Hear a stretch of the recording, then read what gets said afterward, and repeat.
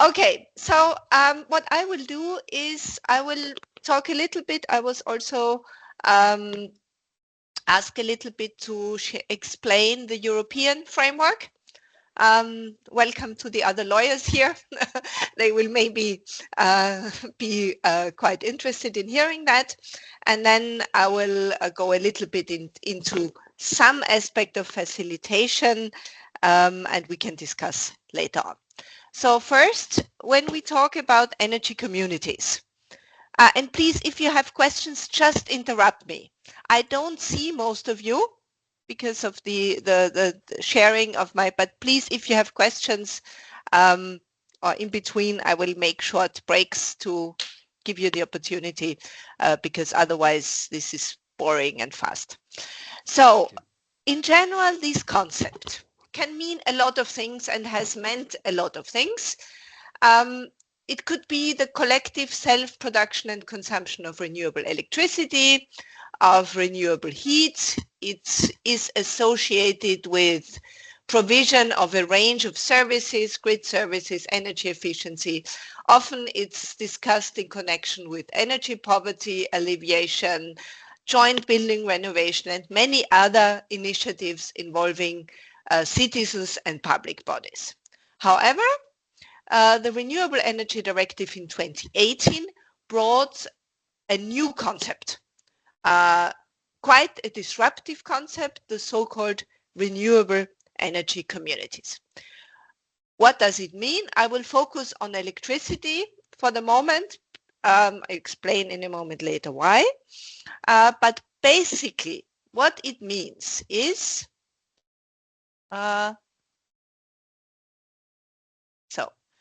it means you can share electricity among the members without an electricity retailer. So in the past, if we live next to each other and I have access PV from my PV plant and I don't need everything because I'm not home, I cannot give it to my neighbor. It's not possible legally, technically. We need an electricity retailer. And this breaks up these split of roles I will show in a moment. And this is quite a disruptive change in the whole system. It's clear that this has a great potential for the energy transition, for the involvement of citizens and public body, but clearly it's new, it's complex, so we need a lot of support. Why is this such a change? Now, in the past, in EU, many EU countries, so it used to be you had one utility or energy companies that did it all: generation, transmission, distribution, and retail.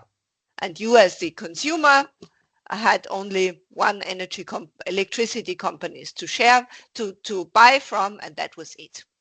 Then in the early 2000s in the EU, the so-called liberalization of the electricity markets happened. It took many, many years, but basically it means that these roles are split up. And if you don't understand these roles, you don't understand energy communities. So it's quite an important slide. So generation is liberalized.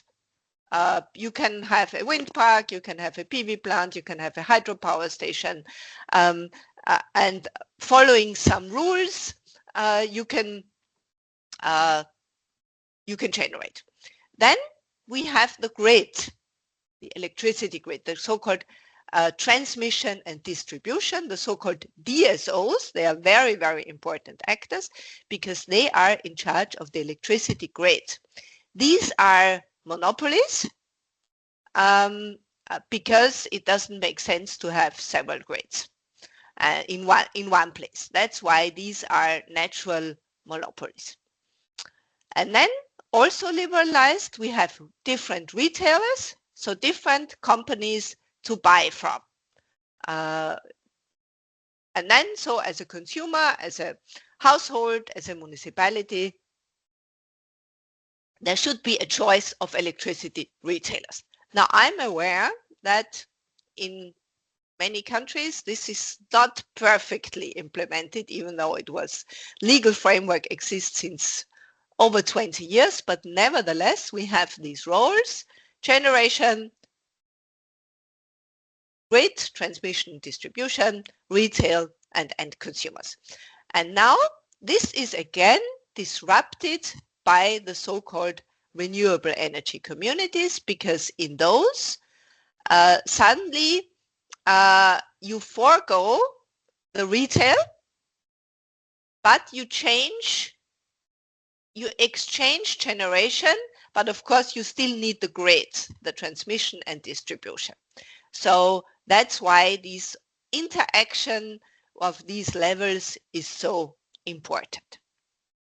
Now, what was the news that the so-called RED 2, the Renewable Energy Directive 2, brought?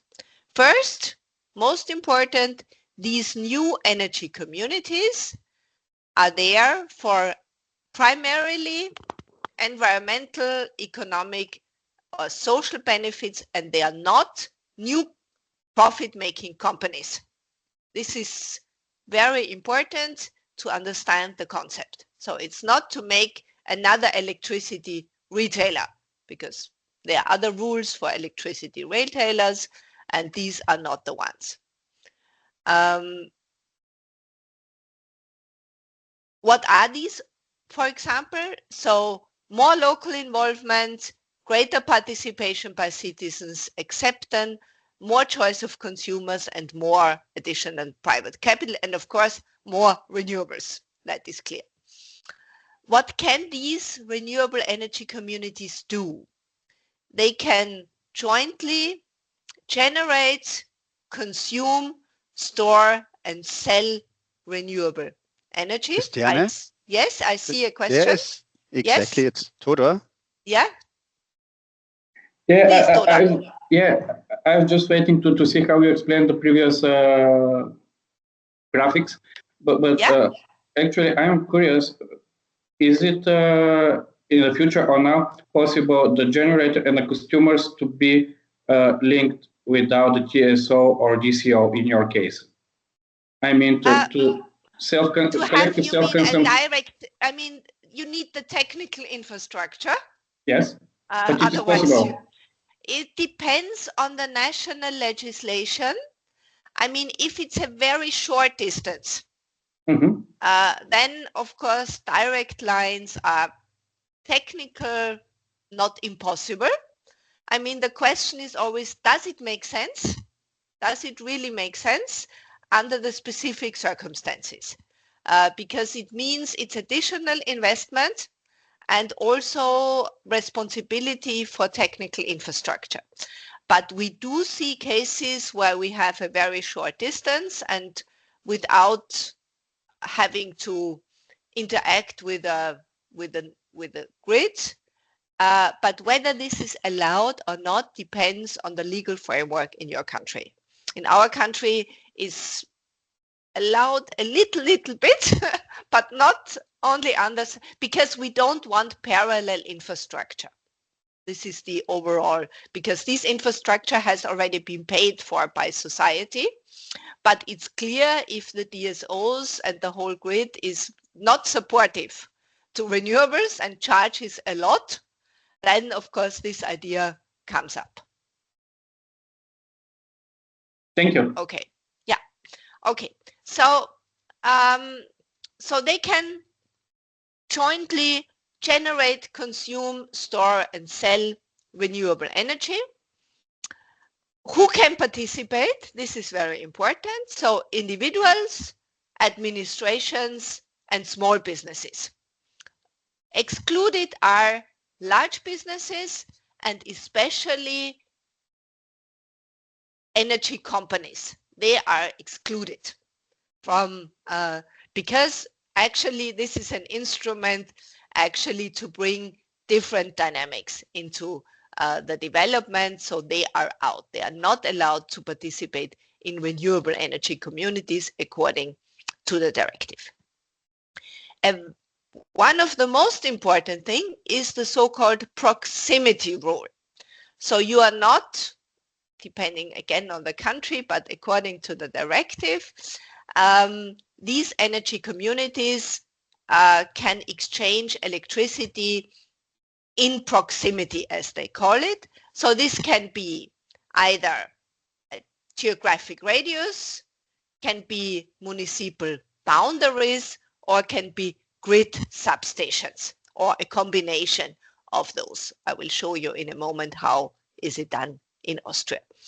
And also the other speakers after me, I assume Tomasz and Francisco will also share how it is regulated in their countries. But this is absolutely critically important because it defines whom you can make an energy community with. Then we have the governance and the membership. So energy communities have to be their own legal entity, controlled by their members or shareholders, and they have to be open, they have to be based on open and voluntary participation. So what does it mean? For example, if in the municipality of Gabrovo you say all the citizens have to be a member, you can't do this for many reasons, but also for one is that the participation has to be voluntary. There have to be legal entities. Of course, again, that depends on the national situation. We have a very simple and easy way to do this in Austria. And very important, again, the same spirit, they have to be capable of being independent from one big member, and especially what the directive calls traditional market actors. So they mean the large energy companies. So it's very, very clear in this Article 22 that this is designed as an instrument against traditional electricity companies. This is very, very clear. What other aspects do we find in the directive? The participants must be able to maintain their right to choose an electricity retailer for the electricity not sourced from the renewable energy community. Typically, the energy community can only cover a part of the electricity consumption of their members, and for the rest, they either keep their current electricity retailer or they choose a new one, but this choice has to remain free for them. So you cannot say all the members in my energy community have to have the same electricity retailer X. This is not allowed. And member states must provide an enabling framework for X. So no unjustified regulatory and administrative barriers, and they must make sure that the DSO, the grid operators, cooperate with the renewable energy communities. So this was, in a nutshell, the regulatory framework from the European level.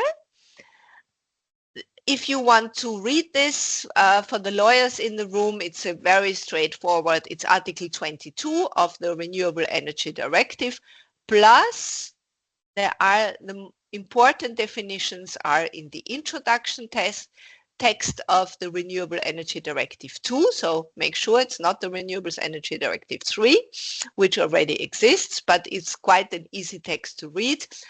So you just go to the search function and read all the text. So this was adopted already a couple of years ago. Nevertheless, the member states, a lot depends on the implementation by the member states. So some member states were fast, others were slow, others who haven't even started. All the member states got really, really nasty letters from the Commission in the last 2 months. So I expect there will be quite some movement in the next upcoming months because member states will be fined on this.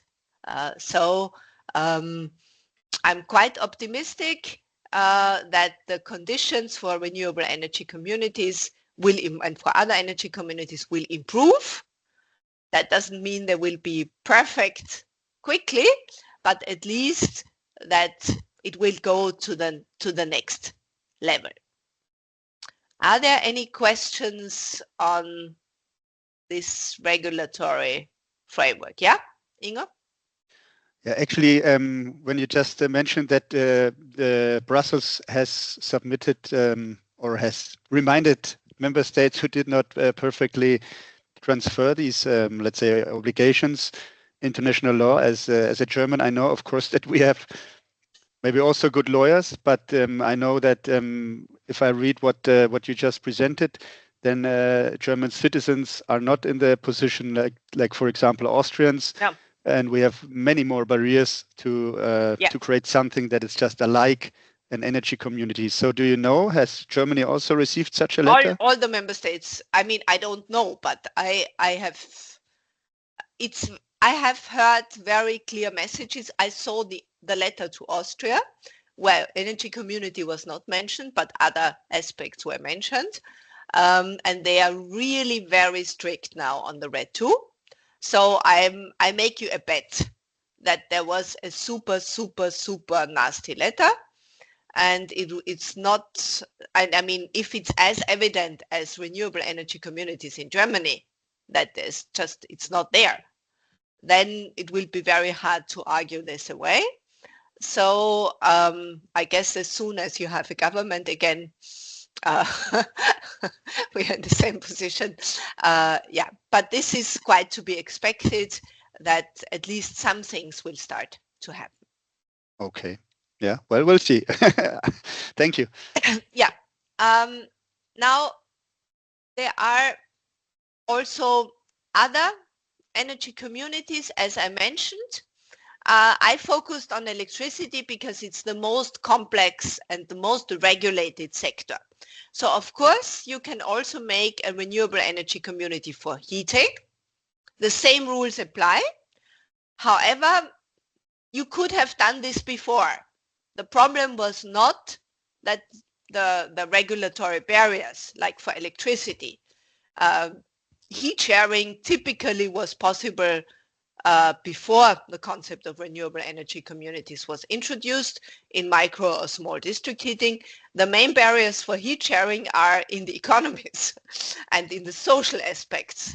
I call them historical barriers here.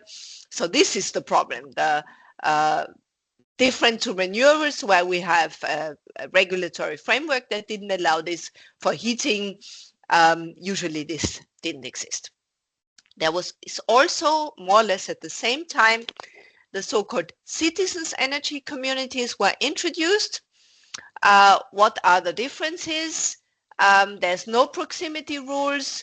Large company can also participate if they're not controlling, and they also offer other energy services.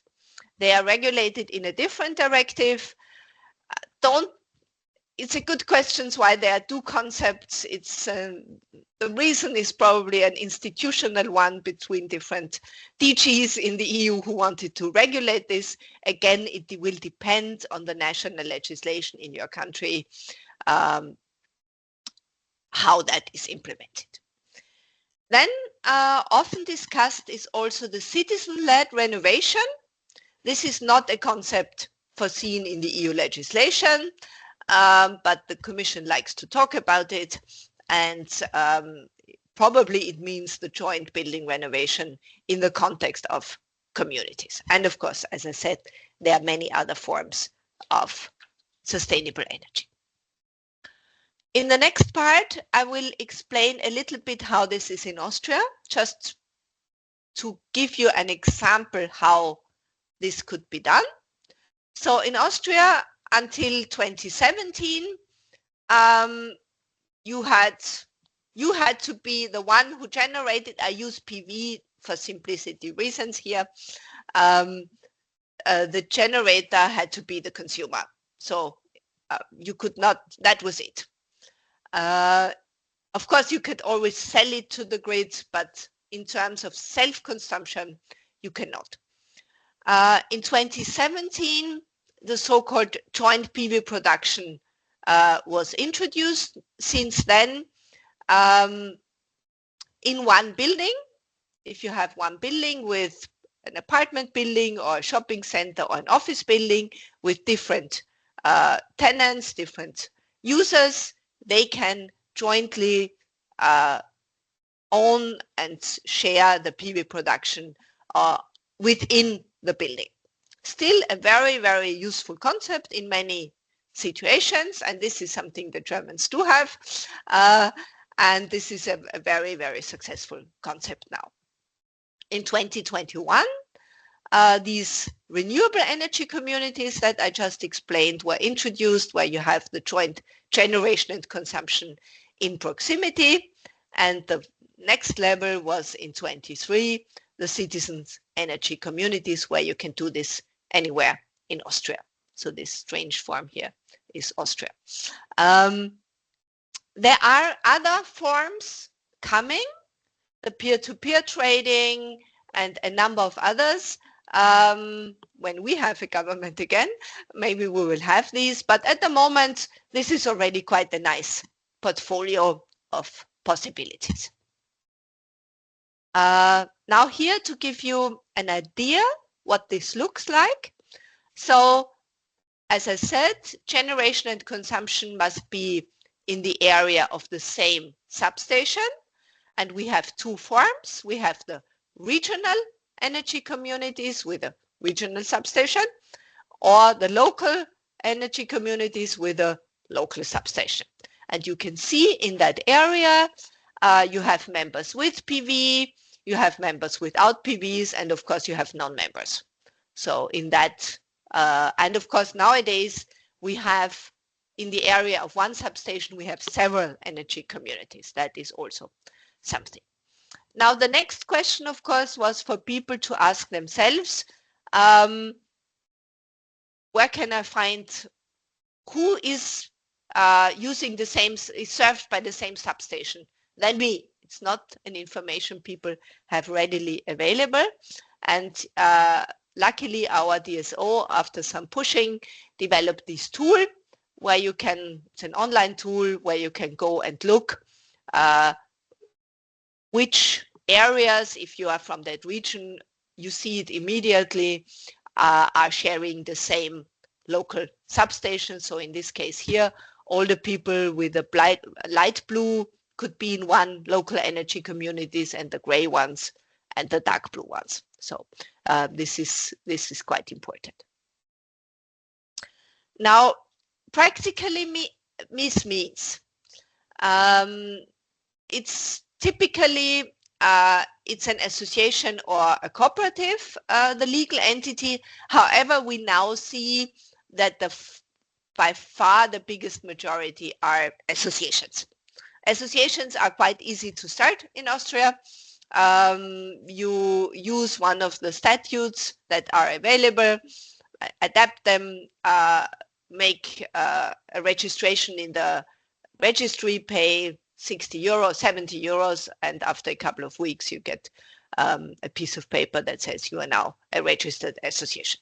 Cooperatives are a little bit more complex, but still can be very useful for larger and more complex energy communities. There's no official registration or recognition necessary to become a renewable energy community from the government. In some countries they have it, and it's quite a big bureaucratic barrier. However, of course, you need to exchange with the DSO. So this is something you can find, I will talk about in a moment. The main economic benefits are reduced grid tariffs for the electricity exchange within the renewable energy communities. And this is a very, very attractive way to do this. So you get 2/3 reduction for a local and 1/3 for a regional. And in fact, you are also exempt from the renewable electricity levy and the electricity tax. In overall, this is not a very big amount of money, but psychology-wise, it's wonderful because everyone likes to avoid paying a fee, a tax, a levy. So this has been a very important driver. One of the most critical things for energy communities is the data exchange. Only last week, we were happy to host our colleagues from Slovenia, Tomasz among them, with Vlasta, and they brought, and also Marco was there, and they came with their DSO to understand how this data exchange works. And we visited our DSO, who is now supportive of energy communities, was not always like this from the beginning, to put it mildly. There were some discussions, but now they found their way to it.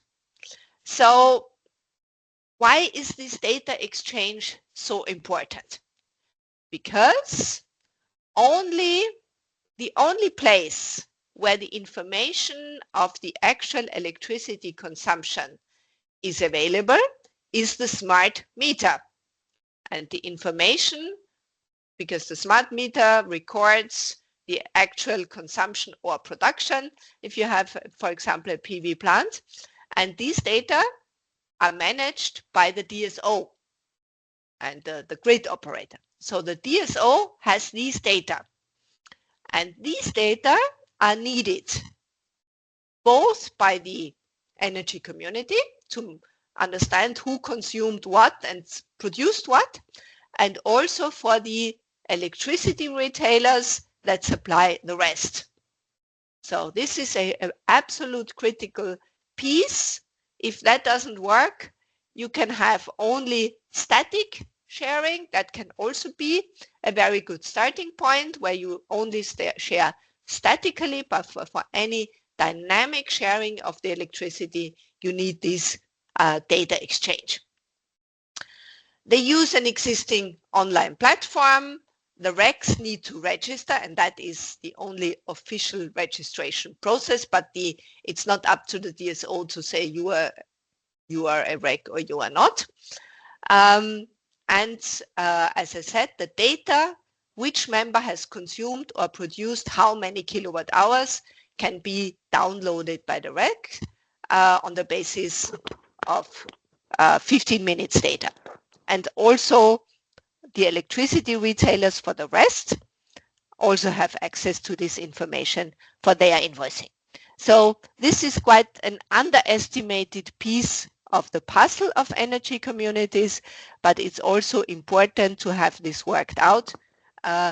If you are in an initial phase, you can do it probably in a more complicated, but starting points, you probably at the beginning of a market, you will not have all this in place, but nevertheless, sooner or later, this needs to be there, which means no smart meter, no renewable energy communities. That is a sad and inconvenient truth, but it's not possible without, I mean, maybe you can have some very strange, but typically you need a smart meter for the concept as I describe it to work.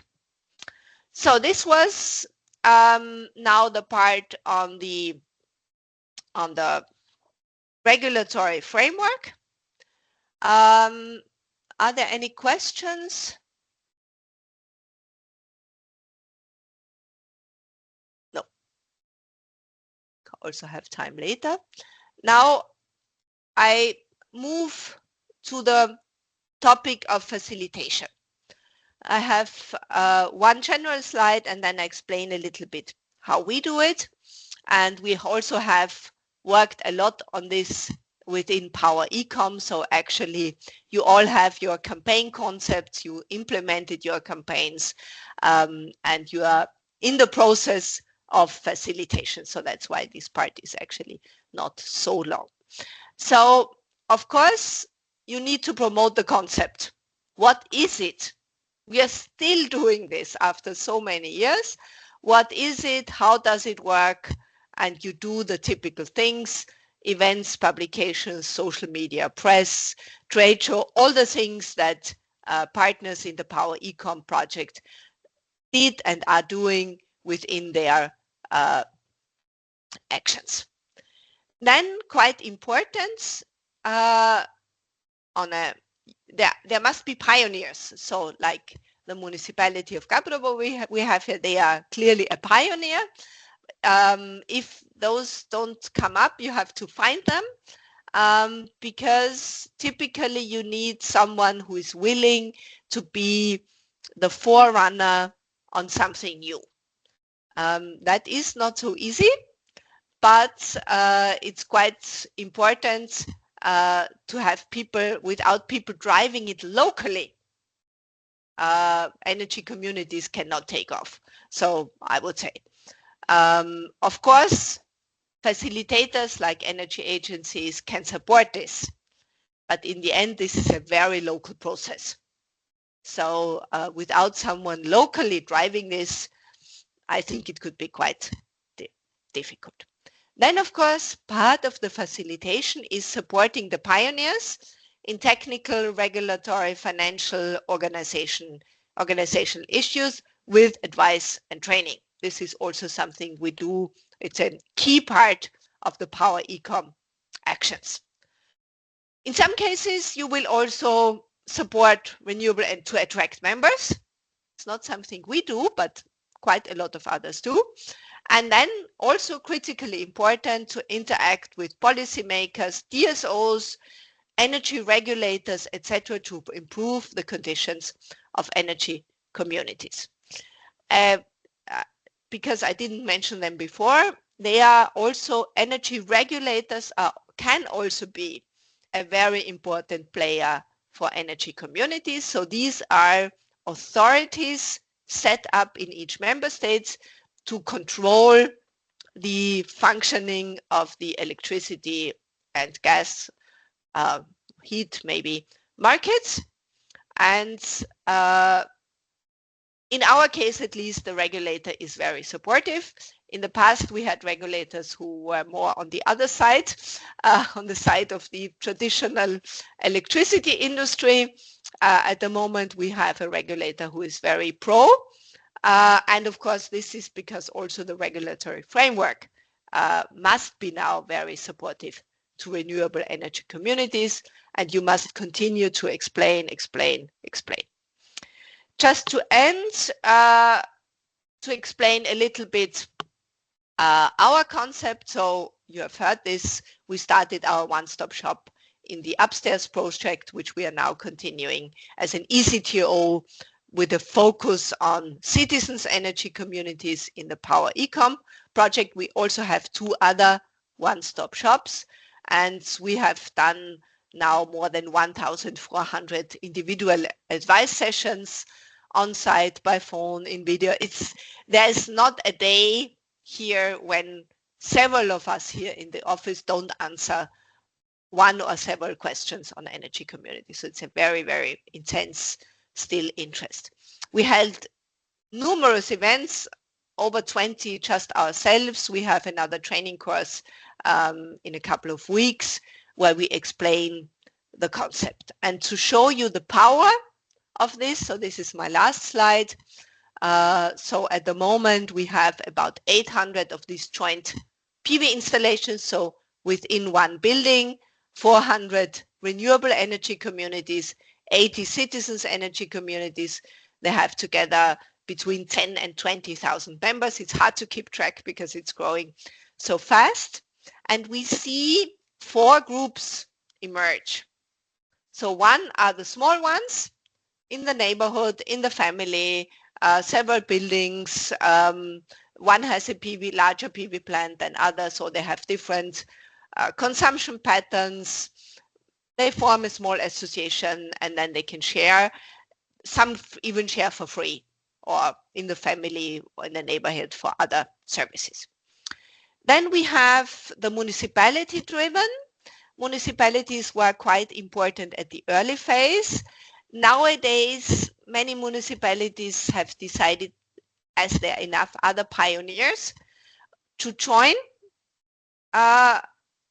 renewable energy communities, maybe be on the board, but not be the, let's say, the head of this board. So because there are others, and also in the municipality, this is also a little bit critical, whom to let in and whom not. Nevertheless, a strong driver for the municipalities were, of course, there were two strong drivers. One was they have several buildings with PV, and they wanted to share excess PV between the buildings. So in summer, when the school is closed, they wanted to use the electricity from the PV on the school in their office building or in the swimming pool. And they could not do this in the past without the electricity retailer. With the energy community, they can do this now.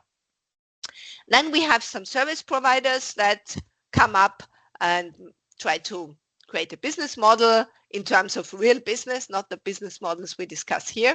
And then, very interesting group, we have a large number of pioneer-driven energy communities where people in the civil society just took up the role, and now some of these are quite large. We have quite a number of energy communities with several hundred members now, and so I think it's fair to say that the concept is here to stay, and I'm very, very optimistic also other member states will follow this. So with that, I would like to stop this presentation and be available for questions.